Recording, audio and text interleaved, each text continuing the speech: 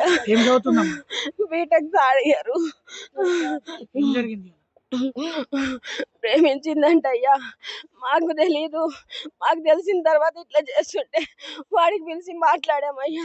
చేసుకుంటే చేసుకో, నా బిడ్డ చచ్చిపోతానంటుందంటే నేను చేసుకోను అన్నాడయ్యా. ఎందుకు చేసుకోవనంటే నాకు అవసరం లేదన్నాడయ్యా. ఎందుకంటే చేసుకోలేను, నాకు వద్దు, నాకేం లేదు, నాకు సెట్ కాదన్నాడయ్యా.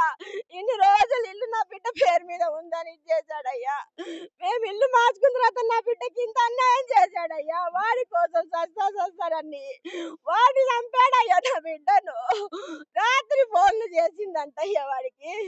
ఆడు ఫోన్ ఎత్తలేదు. ఏమనుకుందో ఏమో. చచ్చిపోతుండే పిల్ల. అమ్మో, వాడికి ఆడికి అన్న పోయి బతకలేదమ్మో నా బిడ్డ. 2 నెలలు అవుతుందయ్యా. పాప పేరు మీదే ఉండిందయ్యా. పుట్టినప్పటి నుంచి ఆమె పేరు మీదనే కొన్నాం ఇది. మాకు ఇప్పుడు అవసరమయ్యి మేము మార్చుకున్నాము లోన్ల కోసము. నా పాపకి ఇంత ఇచ్చేసాడయ్యో.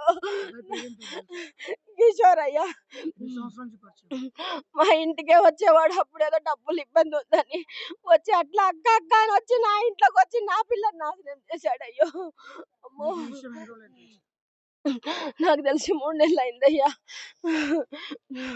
వాళ్ళు వస్తే కూడా తీసుకపోతే తీసుకుపోండి, మాకు అన్యాయం చేయబాకండి, నా మొగుడుకు బాగలేదు, మేము ఎవరితో మాట్లాడే పరిస్థితి లేదు, వస్తే పిల్లని తీసుకుపోండి అన్నామయ్యా.